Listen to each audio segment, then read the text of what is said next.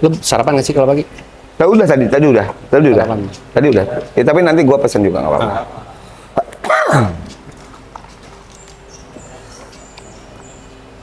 Berkala coffee rice. Gado-gado nggak ada mas sama ketoprak. Hah? Gak ada. Apa nih yang asik nih? Mungkin saya Cemilan. cemilan dulu kali ya. Cemilan cepulu. Makan beratnya nanti. Bercandaan jadulnya sama. 9, 10, 11. Saya bakso goreng aja dulu lah ya. Saya churros. Maaf ya. Karamel. Yang karamel ada apa? Karamel latte. Karamel coffee blend boleh? Ya. Oke. Ali Budimansyah. Yo, The bye. legend himself. Oke. Gue mau nanya satu hal dulu nih. Lo sekarang gue lihat pakai beginian, event-event ngatur. Itu berarti lo di dunia event sekarang? Enggak, bukan dunia event sih, Bay. Jadi pertama gua agak ke depan dikit ya, dikit. Gua bergabung sama Bumi Borneo. Oke. Pertama tuh gua menjadi vice president. Sekitar 5 tahun yang lalu. Jadi awal-awalnya Bogor Hornbills tuh ada gue di situ. Gue sebagai vice president. Ya, Bumi Borneo baru akhirnya jadi Bogor Hornbill. Ya, terakhir-terakhirnya. Nah, awalnya itu kan gue ngurusin tim. Ya, at least buat pengalaman ngurusin tim, oke lah. Karena kan dulu kan kita diurusin. Kita udah tahu lah orang-orang yang ngurusin kita tuh kayak gimana gitu ya.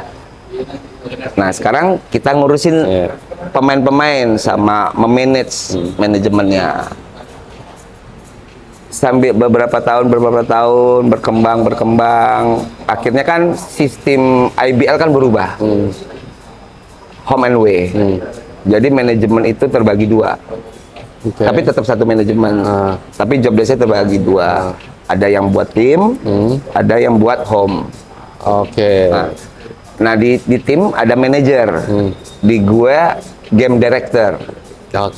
Game director itu istilahnya adalah yang bertanggung jawab berlangsungnya semua Hornbills di home-nya. Oh, jadi bukan cuma entertainment-nya doang. Semuanya, semua tiketing, penonton, terus keamanan, kepolisi lah, apa izin-perizinan, apa perintilan-perintilan, hospitality ya, hospitality. Itu yang sekarang itu yang gue jalanin. Tapi kalau dibilang gue ada pengalaman, nggak ada. Gue memberanikan diri aja karena emang masih part of the basketball. Tapi at least waktu gue jadi pemain, orang-orang di behind the scene itu kan gue juga ngelihat. Kita ngelihat. Apalagi gue juga alhamdulillah ya, puji Tuhan juga, gue dikelilingi orang-orang itu. Expert itu. Ya contoh istri gue. Nani, Terufi. Baby, itu kan mereka lingkungannya juga. Jadi gue banyak belajar dari mereka. Jadi nggak sekonyol-konyol gue bisa gitu, enggak. Waktu gue supporting sistemnya juga jelas nih. Alhamdulillah waktu gue dikasih mandat tentang job desk gue di Hornbills, gue mikir dulu gitu. Oke, ntar gue jawab dulu ya. Terlepas emang pada saat transisi itu gue masih kayak gantung gitu. Posisi gue gantung, mau di mana nih gitu. Tapi akhirnya manajemen, owner apa kasih kepercayaan gue buat menjadi game director. Tapi gue langsung belajar. Sama istri gua Nani sama Rufi, ini gini gimana gini, ya kasih tau lah how to memanage si pertandingannya, konsepnya, activity-nya, terus kan IBL juga punya SOP-nya, Iya, betul. mandatorinya. Itu gue baca, habis gue baca jalan. Tapi pas gue baca, kalau ada yang nggak gue ngerti, pasti gue bukan harus, Iya. gue nanya, Langsung ya. nanya Nggak detail, pakai gue lama. detail. Emang bukan kadang-kadang banyaknya aja. Aduh, apa sih ini? Aduh, apa sih ini? Si ngerti bener. Si ngerti. Nah, ada keputusan gue yang juga mungkin udah jalannya Tuhan. Gue merekrut kru-kru itu emang, maksudnya anak-anak didiknya atau orang-orangnya Nani semua. Ya udah experience ya. Semua, kayak Dev, Iya, Bawi, iya. itu udah ikut lingkaran Nani itu kemana-mana lah buat Dan event-event itu basket. hak lo untuk memilih siapa aja. Yes, karena emang kita butuh kru kan, Betul. butuh bukan IO lah, Iya, iya. kru gitu, kru. Karena belum ya gue nggak tahu ya di klub-klub lain ya, belum ada yang emang kalau di NBA kan emang udah Iya. lo udah ada tim sendiri gitu loh, tim basketnya, ininya. Buat home-nya tuh mulai, kalau kita kan belum, industri kita masih naik lah. Growing lah. Karena kan balik lagi kan ke ujung-ujungnya cost kan. Kalau kan mereka harus digaji. Betul. Tapi kalau ini kan kru, maksudnya kalau misalnya liganya mulai, ya lo dapat pemasukan di situ. Kalau liganya sekarang lagi libur ya berarti enggak gitu. Jadi kayak kontrak per season gitulah. Tapi kan kalau di NBA yang gue tahu kan ya lo emang digaji. Gitu loh, dari GM general manajernya, mungkin manajer, banyak lah tuh manajer kalau di NBA tuh di strukturnya tuh banyak banget, karena mereka kan emang udah besar. Betul. Udah besar. Jadi lo intinya nih terbagi dua. Nah kalau TV itu apa yang syuting itu? Broadcast. Nah ini punya gue ya. Oke. Broadcastnya buat menyiarkan si liganya. Itu under lo atau itu kerjasama? under liga. Lo yang nganter sih. Iya. Oh, izin foto. Oh siap. 1, 2. Gua nggak kelihatan pala lo. Oke. Ini yang Budi. 2, 3. Oke. Mantap. Izin, Mas. Kok dia sekaligus foto? Iya, bisa aja.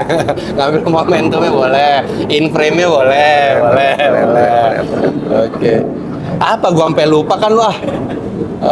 Gua mau nanya satu nih Iya. mengenai terhoror kejadian pas lagi pelaksanaan apa? Yang bikin lu, gue nggak ngerti, gue harus tapi on the spot. On the spot. Genset. Itu kan lampu, Iya. listrik buat ke broadcast, lampu. Karena di setiap venue klub masing-masing itu kan berbeda-beda. Betul. Beda-beda. Mungkin kalau di NBA atau di mana tuh sama semua. Karena mereka setiap Ya, udah settingnya udah begitu ya, ya. setiap dia mau membangun lapangan basket atau gor basket, SOP-nya seperti ini. Mereka bangunnya tuh sama. Kalau kita kan beda-beda. Colokan listriknya juga beda-beda. Wattnya juga watt yang ini wattnya setiap ini kan beda-beda gitu. Itu ada sampai sempat mati. Hampir. Malah ada yang hampir koslet, hampir koslet, udah mau koslet nih. Jadi ada jaringan satu jet set ke AC semua kan. Itu mati. Tapi itu kalau kita paksain koslet. Ya kalau set itu bisa kebakar. Betul. lah apa akhirnya kita matiin dulu. Jadi mempengaruhi kedinginan lapangan. Itu ada satu klub tuh protes. Ya nih oke, gue salah, kita terima protesnya, tapi ini bukan human error. Iya. Gitu loh. Gensetnya Ini ada nggak bisa ada gitu. kontrol dan Ya jadi Tapi itu pas lagi game. lagi game. Iya. Kemarin waktu final kemarin lawan Pelita Jaya gitu.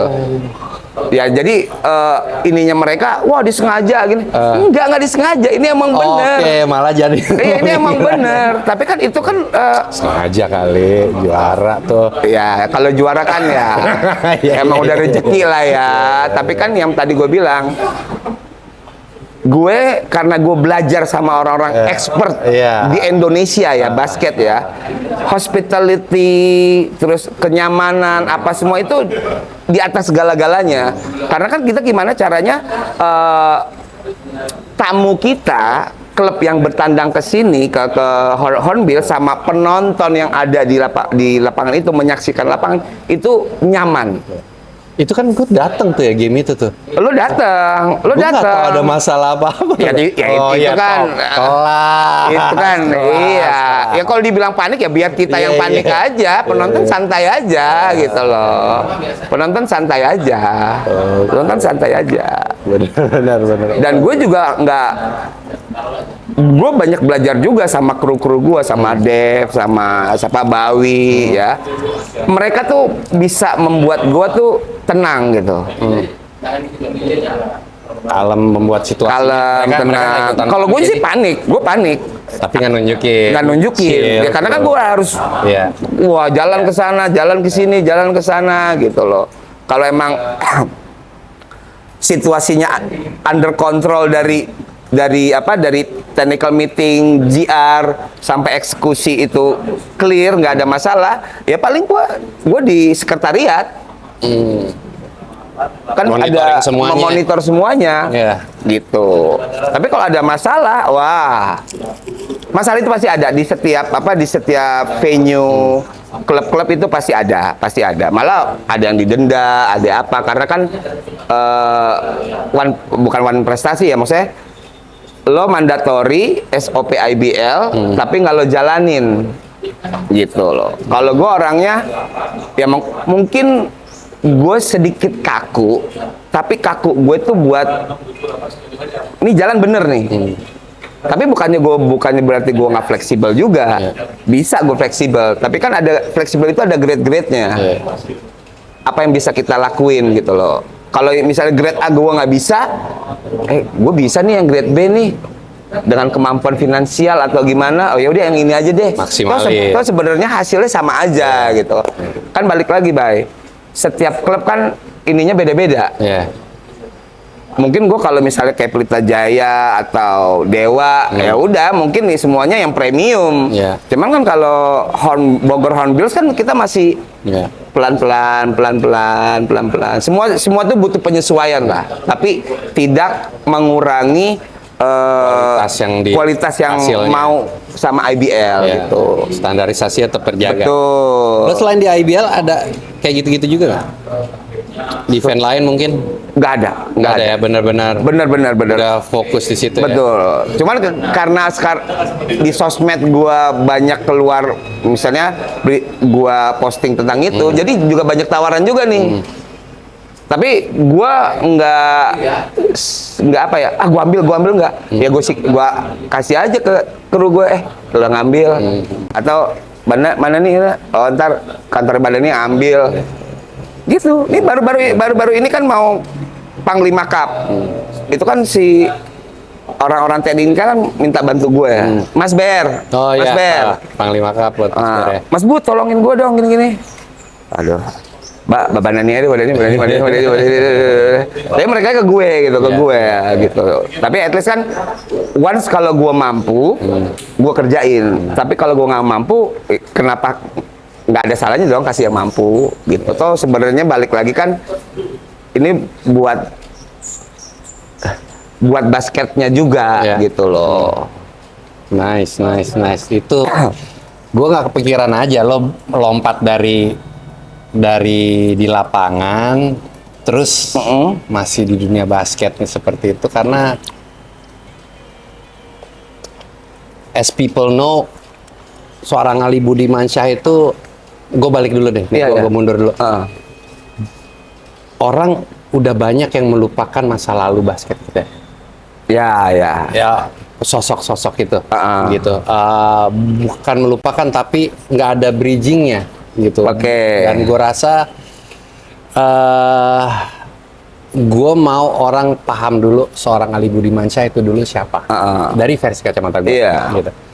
Jadi gue pertama kali nih gue mau share dulu cerita sama lo. Pertama kali gue ngeliat lo itu secara langsung itu di JIS. Kak Iwan bawa untuk gue ikutan sparring Arya atau apa? Oh, Iwan Sonic. Iwan. Kak Iwan Gemilang Pro. Iya. Itu Arya atau apa gitu? Arya ya. Ada lo segala macam. Dia bilang lo mau lihat-lihat tuh pemain. Oh ini yang namanya Ali Budimansyah. Sebelumnya gue cuma denger tuh Ali Budimansyah ada dari SMP dia udah 40 poin. Gitu, seistimewa itu lo kan dulu kan. Nah terus gue ketemu lagi lo itu akhirnya di SMA 3. Ya. SMA 3. Gue mau nanya satu hal. Lo kenapa nyuruh gue lay up tanpa bola saat orang lain pada upacara?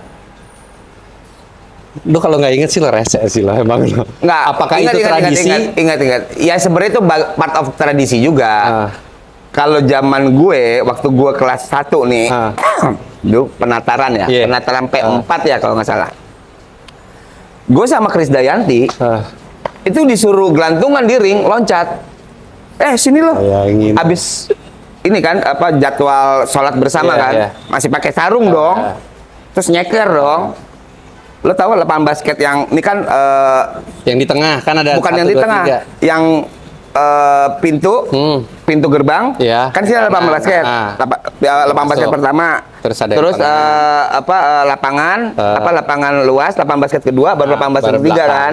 Ini lapangan basket yang pertama, yang ringnya masih begini tuh, yang old school banget deh, yang pertama. Kamu sini, ya kak, gue denger lo masuk 3 karena basket jago. Oh ini orangnya. Kadeo kelas berapa tuh? Kelas 3. Kelas 3. Gue kelas 1. Krisdayanti kelas 3. Oh ini orangnya. Gue denger lu bisa nombok ya, nombok apa tuh nombok? Wow gitu dah, cewek-cewek kan. Udah cantik-cantik lagi, kakak kelas mateng gua. Iya kak ya gini kak. Coba lu katanya lompatnya tinggi, lu gelantungan di ring, nyampe nggak ring? Wah kak kan nggak pakai sepatu kak. Ngeyel, oke gitu deh. Tapi dibercanda-bercandain. Ya udahlah, pakai sarung bro. Sarung nggak tuh? Pakai sarung ya, tapi ada di dalamnya celana SMA. Ya udah, gue loncat. Ya itu kan sebenarnya hitungannya tuh yang ring yang sebelah sini bukan ring normal lah, normal. Ya agak pendek lah, sombong bener gua. Agak pendek. Cuman ya Mbak waktu itu situasi ringnya tuh begini gitu loh. Ya udah, gue loncat, gelantungan, deng. Oh iya bener. Udah sana. Emang terbukti kamu lah bener. Terus gue jalan sama temen-temen. But itu Krisdayanti.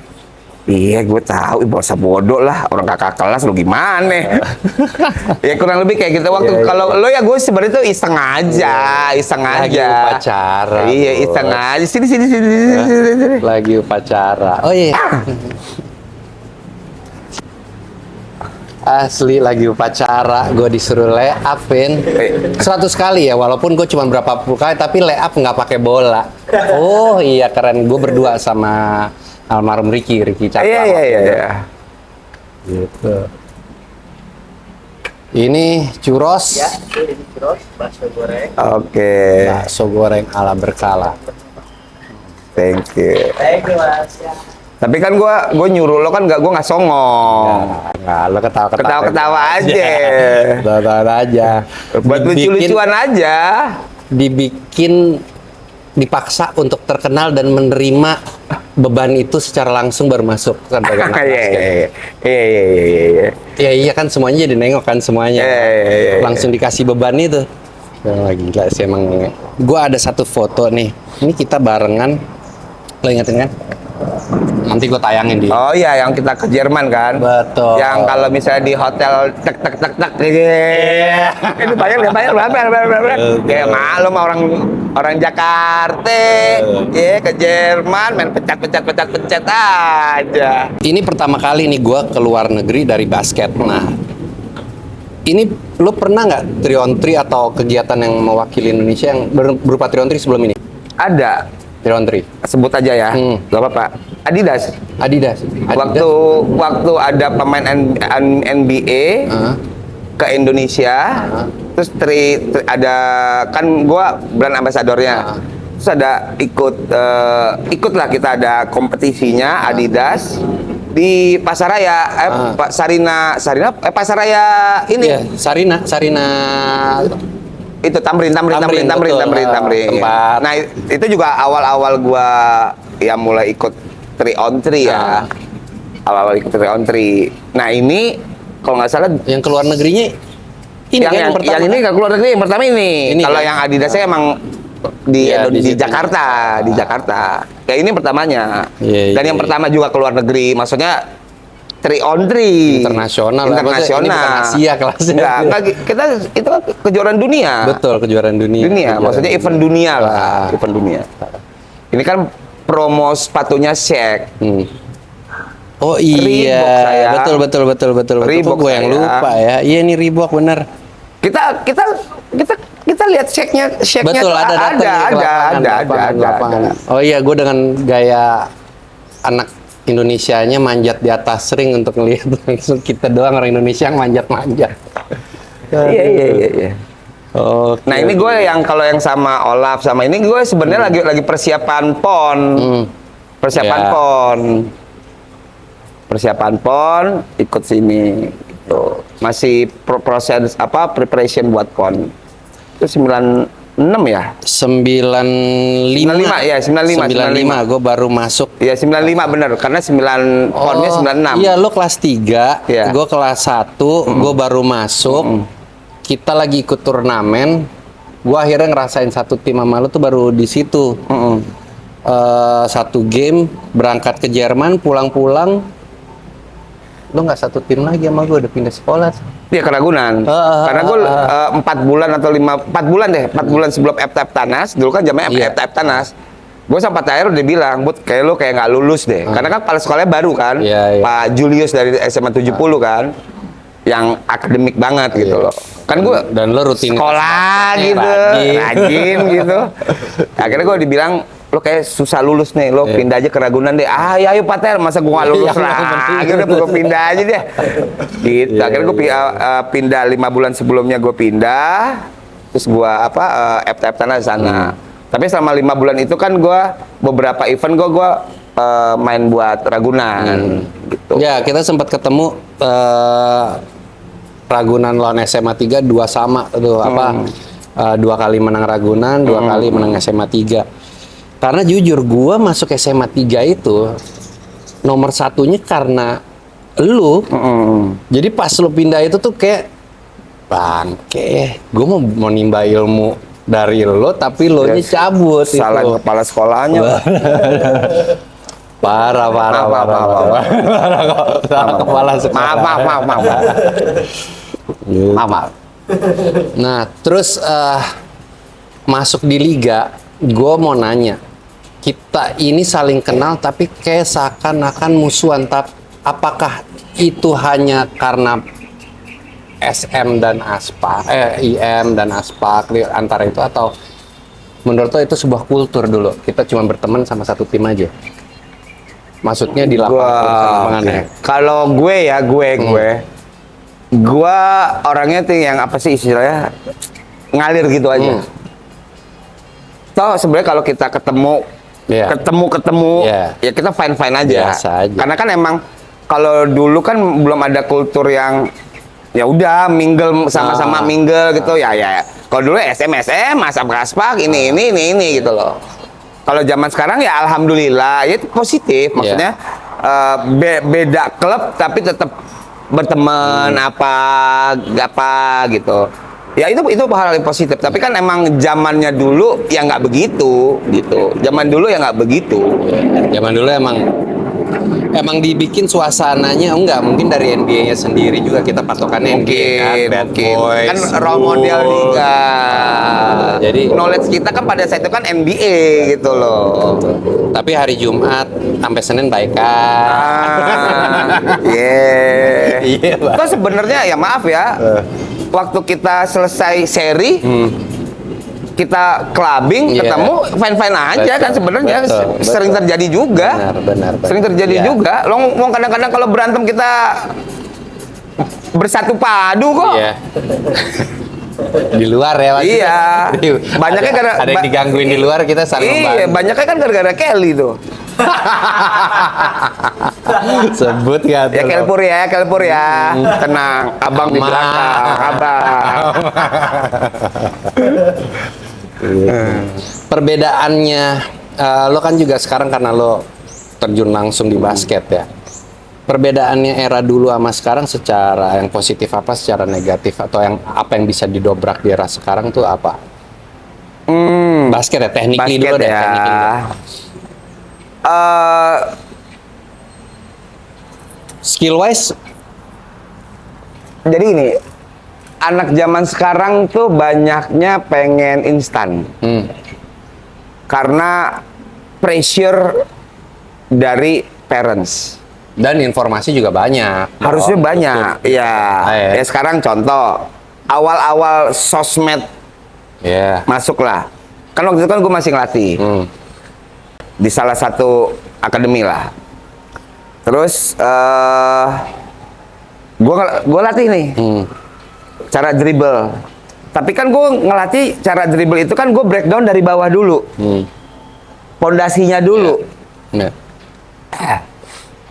Dia ngomong gini loh, Coach, kok dribblenya caranya begini, Coach? Saya lihat di YouTube caranya begini. Yang mana? Gue mau nggak tahu, mau ketawa, mau marah, dia nggak tahu ini Ali Budimansyah. Ya, karena kan- gila kali ya. Karena kan itu akademi, Iya. ya kan? Jadi adalah yang gue latih adalah fundamental semuanya dulu, breakdown dari bawah, ya kan? Kalau fundamental itu berarti yang namanya dribble, crossover lah apa, between the leg, ya entar dulu. Lo Dasarnya kalau dulu dribble lo aja.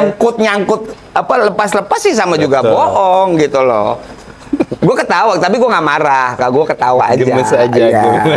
Tapi gue kasih tahu, oke, kamu kan latihannya ngeliatnya yang ini ya. Sebelum kamu kesini, yang ini dulu dibenerin. Kamu udah paham tentang dribblenya gimana? Dribble, gak usah dribble variasi dulu. Dribble satu tangan aja kiri dulu deh 1 menit. Nggak lepas-lepas dari bola, boleh deh.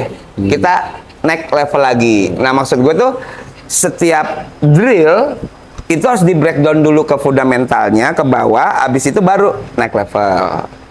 Udah menguasai nih, naik level. Udah menguasai nih, naik level. Jangan si pemainnya itu belum menguasai tapi langsung naik level. Dia nggak akan memahami karena kan tetap lo mau beatin the leg, lo mau crossover, tapi waktu lo dribble satu tangan kiri kebanyak kiri ya, yang Masih yang kacau. jelek ya, itu itu gimana mau yang dribble Iya, variasi, macam-macam. apalagi yang apa beatin the leg, apa belakang apa Behind the back. behind the back. Jadi ininya dulu, fundamentalnya Basicnya. dulu gitu loh. Nah itu dengan situasi kayak gitu, oh oke. Tapi gue nggak marah, karena kan itu kan ini seorang pemain ngelihat ke YouTube atau apa dia pelajari, tapi kan habis itu dia masukin ke otak, habis itu dia peragain. Tapi jangan lupa waktu lu ngelihat sesuatu drill di YouTube, kebutuhan lo apa? Jangan lo masih 20%, Lo maunya belajarnya yang udah yang 70% gitu. Oh, iya, Jangan. Jadi seakan-akan tuh apa ya? Lo nggak ngelewatin prosesnya dulu, karena kan ya mungkin lo juga tanpa lo sadari atau lo ini juga, lo juga emang harus dari bawah dulu. Bener. Dari bawah yang kita latihan 1 hari tuh dribble aja nggak ada game. Betul. Di pinggir lapangan. Iya kan, aja. kalau misalnya kita jeleknya kiri Dalemin, terus tuh 2 jam kiri, terus dribble kiri, Ya, seminggu full tuh bisa seminggu full lebih. nggak ada game. Betul. Ya kan. Kalau anak zaman sekarang nggak ada game, yang marah siapa? Anaknya mungkin nggak marah, Parents-nya. yang marah. Ini kok nggak ada game kan? Aduh. Kita udah bayar gini. Oke. Jadi ya itulah perbedaannya lah, perbedaan. Tapi kalau secara positifnya adalah animo untuk bermain basket dan animo apa istilahnya, animo support system dari keluarga itu bagus banget. Tapi at least ada batas-batas yang harus parents ini gak bisa masuk. Setuju. Gue mantan pemain basket, lo juga, anak kita main basket. Gue nggak akan ikut campur. Waktu anak gue masuk ke lapangan, itu hak pelatihnya. Gue ngelihat anak gue latihan aja, Balin, Lili itu salah, Balin enggak. Gue either gue lihat, gue diem, atau gue nongkrong ngerumpi sama bapak-bapak gitu. Nggak ikut campur dulu. Tapi yang tadi lo bilang itu benar. Once ini anak nanya ke kita di rumah atau lagi kita main-main basket atau apa, nanya, "Pak, aku kayak gini susah deh, gini susah." Atau, "Pak, ini lagi game, ada screen, habis screen aku ngapain ya?" "Pak, ini nembak yang bener, aku kok masih kaku, caranya gimana?" Itu kita sebagai parents loh, itu baru kita kasih tahu. Dan tahu pengalaman. Iya, karena gue yang tadi kita cerita, gue takutnya once gue kasih tahu dia semuanya dengan apa yang gue dapat dulu dan apa siapa gue, dia ada pelatihnya ada mungkin agak sedikit berbeda, tapi sebenarnya itu sama. Nggak ada pelatih itu yang keluar dari pakem ininya basket. Ada pagernya lah. Ada pagernya. Si anak akan bilang, "Bokap gua kan dulu pemain ini, ngajarin dia, berarti bener dia pelatih." Yang kayak gitu-gitu gua nggak mau. Kayak gitu gua nggak mau. Kayak gitu gua mau. Karena kita anak zaman sekarang ya anak gua juga gitu. Kewarian gue sebagai orang parents tuh tentang situasi yang kayak begitu tuh gue sangat takut. Malah gue harus, lo latihan di klub, ya udah lo percaya 100% sama pelatih lo. Lo lagi bermain, lo bikin salah, jangan ngelihat papa. Itu yang lo harus dengar adalah pelatih lo, bukan papa. Papa di sini adalah nganterin, support, that's it. Gitu. Mau lain-lain di rumah. Yang lain-lain di rumah. Tuh, dengar parents, ada fase proses. Kok gue jadi ngomong ke kamera langsung. Agak gemes memang kita kadang-kadang. Agak gemes. Ini ada sebuah pertanyaan yang gue tanyakan semua ke pemain-pemain angkatan kita lah, atau senior. Karena bunyi baik di Amerika maupun di Indonesia, katanya perbedaan level mentality era dulu sama sekarang itu bener apa enggak? Pemain pro, kita ngomongnya pro. Beda. Lo kan tahu. Zaman kita dulu kan kalau nggak berdarah nggak main basket. Emang tercipta. Kalau sekarang gini aja.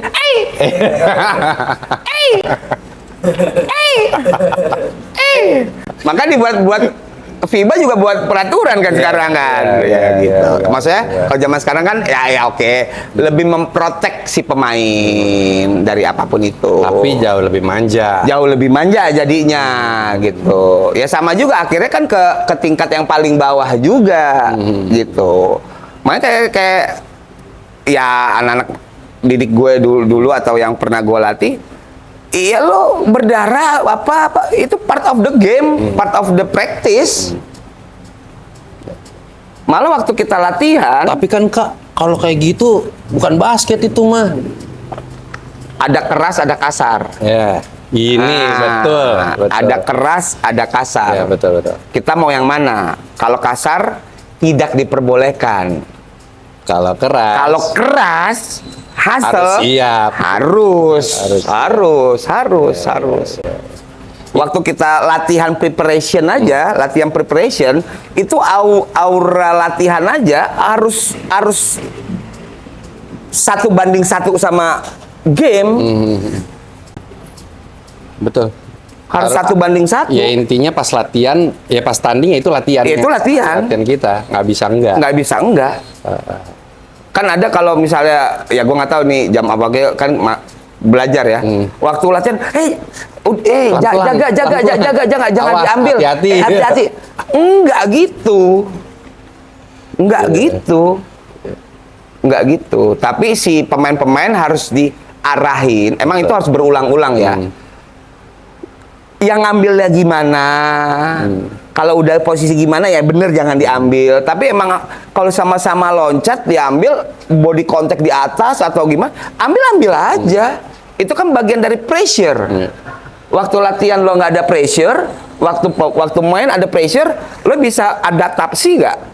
Waktu di game itu kan nggak bisa. Bener. Jadi pressure latihan sama pressure game harus sama. Iya. Jadi sebuah habit ya. Habit. Basketball is habit.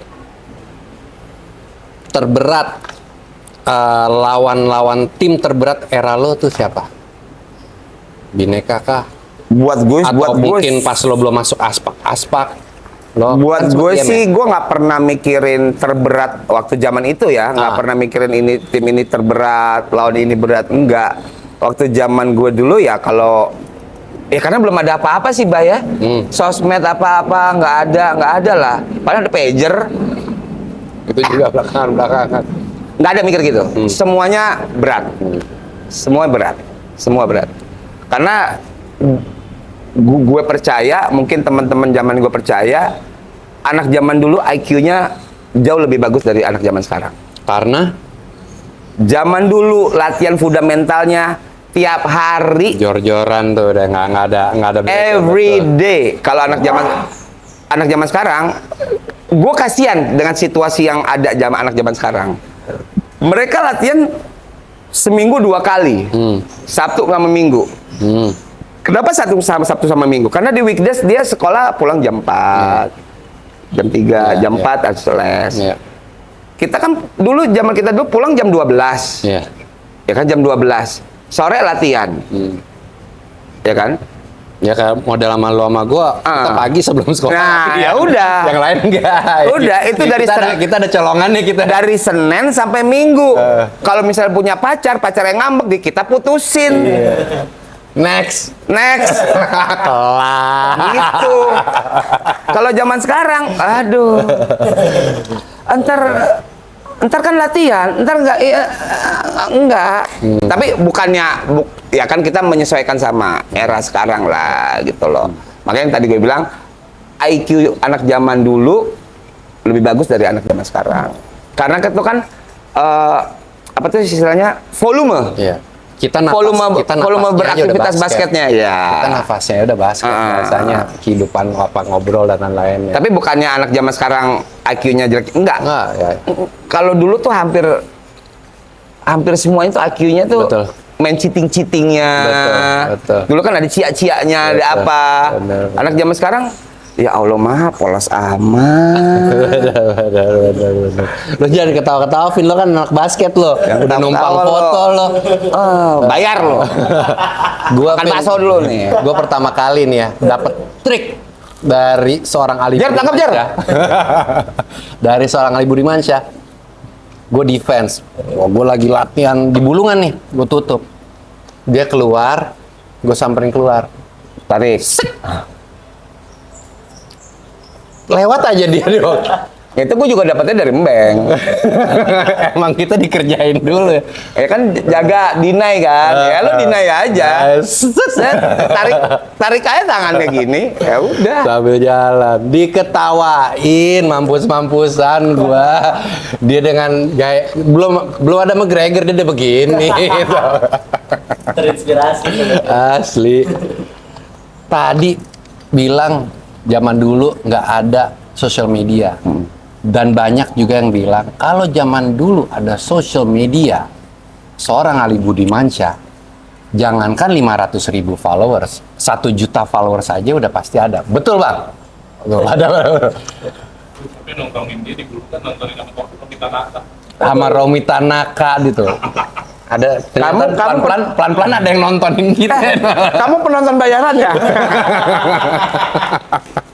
Gini-gini dong. Aduh. Gitu. Gimana tadi pertanyaannya? Enggak. Hati-hati ini. Bener nggak? Diulang.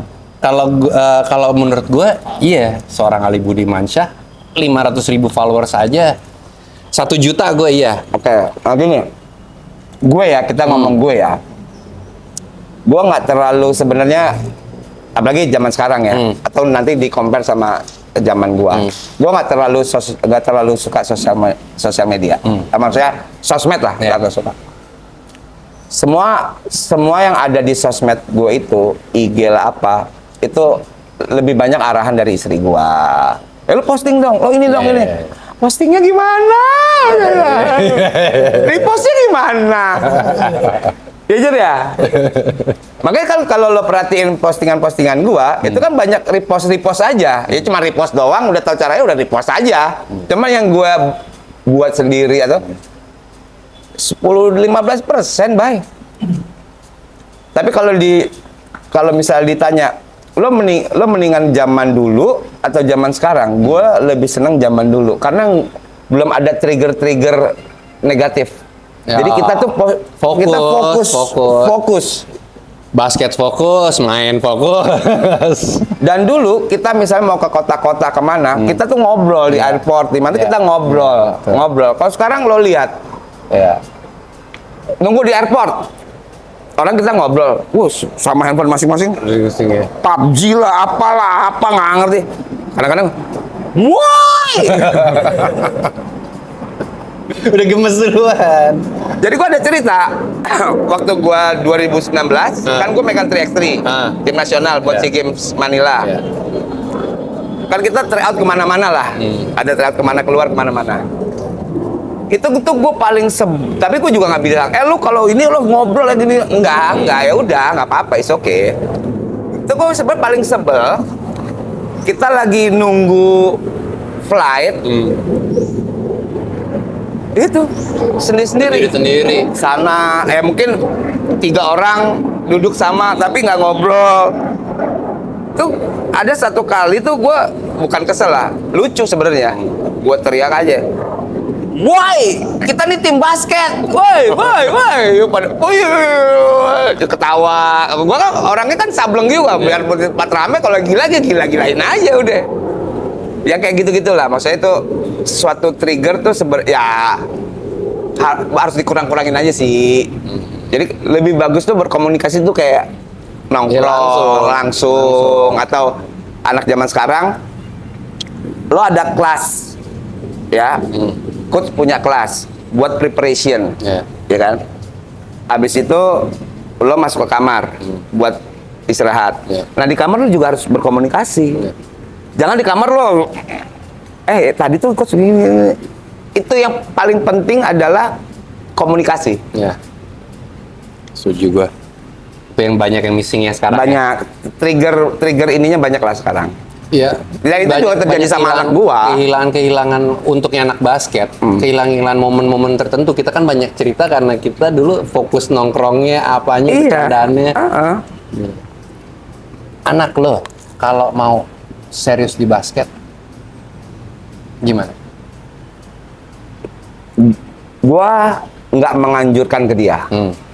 Lo harus jadi pemain nasional, lo harus basket ini, lo harus bagus basket. Enggak. Basket yang sekarang dia jalanin ini adalah buat fun, satu. Kedua, supaya terminimalis waktu banyak dari gadget. Kedua,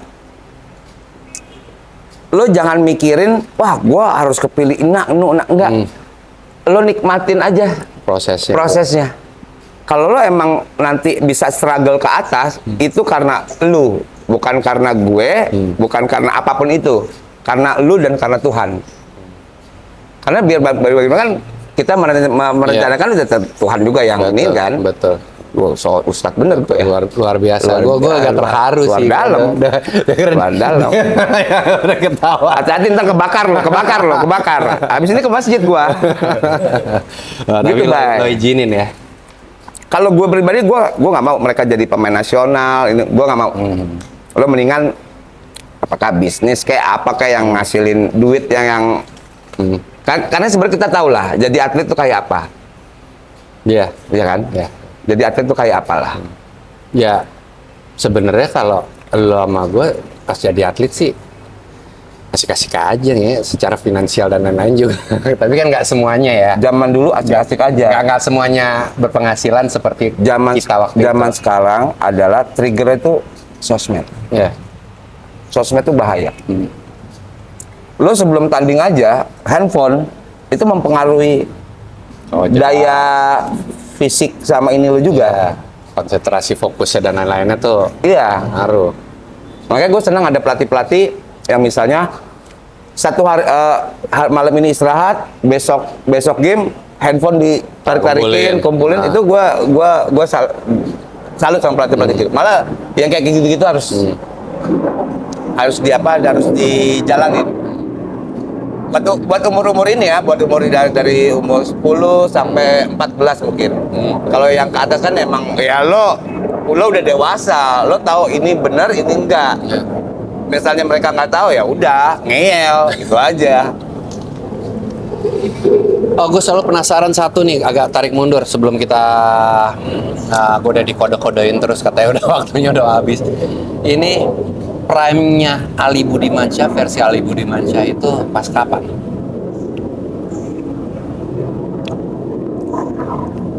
Sampai 2004 lah ya. 93 dari SMP tuh. Ah. Tapi selama di liga the perfect Budi versi lo pas di tim IM kah, Aspak kah? CSP atau Di IM. apa? IM ya? Karena waktu di M gue berdua sama tandem gue aja. Iya. Ya, Cuma berdua. betul. Tapi waktu di Aspak 12-12 ya kan. Betul. Tapi paling sulit di Aspak. Karena meredam ego. Iya, kan masing-masing ya superstar semua di tim lah. Nggak gampang ngelatih semua. 12 itu superstar. Bukan 12, 15 kan ada pemain Ya. ya kayak Embot gitu kan masih di bawah. Tapi itu udah superstar, SMA udah superstar gitu loh. Tapi kan nggak gampang buat meredam egonya di kepala mereka masing-masing. Nggak gampang. Betul. Dan gue setuju Ali Budimansyah di Indonesia Muda itu sakit. Gue akui lo sakit di situ. Gue masih baru di liga 1-2 tahun, wah masih gampang. Susah jaga lo tuh di situ, tersusah buat gue. Bukannya gimana ya, lo mengeluarkan gerakan-gerakan yang gak masuk akal lo nggak di IM itu.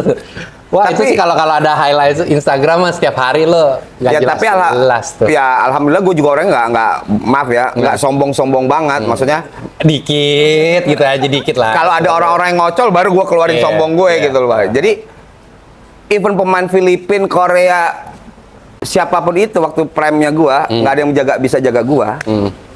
Betul. Karena gini, gue beda sendiri pada saat itu. Exactly. Beda sendiri. Kalau orang-orang Saat itu, ya mungkin sampai lo sekarang nggak ada. lo begini sama pelatih, bay, sini lo cadangan. Tapi gue mau begini, ya udah, Ya, itu biarin lo. aja. Ya gue emang beda sendiri. Tapi kan maksud gue yang tadi kita cerita di awal, karena fundamental gue itu sangat kuat, sangat kuat. Jadi kalau misalnya gue kemarin main veteran gue masih yang bisa gimana kecuali ngedang ya sama ngeheng ya beda lagi. Fundamental yang dulu gue asah itu ya masih ada. Dan sampai sekarang pun kalau gue main basket, gue masih bisa main basket. Cuman ya paling yang beda napas. Disesuaikan Napas. supaya nggak cedera aja. Iya aja. Kalau udah cedera kan ya Allah 6 bulan terapi sendiri. Kalau terapinya itu mah enak aja ya, ya, kita mah enak. Apa tuh? Jadi udah garuk-garuk di jar. Gitu, Bang. Alright. Oke, that's it. Berapa ya udah? Ya. Once again, big thanks to my big bro. Thank you, Bay. Seorang Thank you. idola gue, mentor gue. Sehat-sehat selalu, bye. Orang yang pertama kali kasih gue sepatu dari luar negeri saat SMA, Concord Jordan 11. Oh iya. Cuman ada 3 pasang, dia, gue sama satu lagi seorang bos. Gitu. Well, thank you Budi. Sama-sama. Semoga ini bermanfaat untuk yang lain juga. Peace.